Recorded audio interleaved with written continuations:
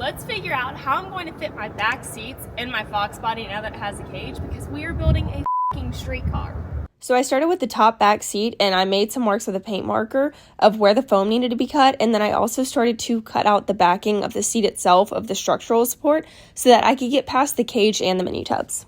And I've never done this before, so I basically went in the garage and I pulled out all of the tools because I had no idea what I was doing. So my goal here was to get a rough cut of the top of the back seat so that then I had an idea what to do with the bottom. Once I had that, I took the bottom of the back seat and I started to use a paint marker to mark out what I felt like needed to be cut and started to hack away at the seat cover and at the foam. So once I had these little 90s cut out on both sides of the bottom of the back seat, I then put it back into the car and tested to see what fit and what didn't. So now that the back seat's in, I figured out that it clears the mini tubs, but I was actually hitting the cage now.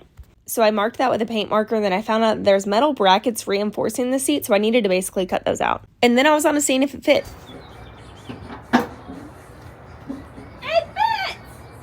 And it did, so I had a little celebration dance.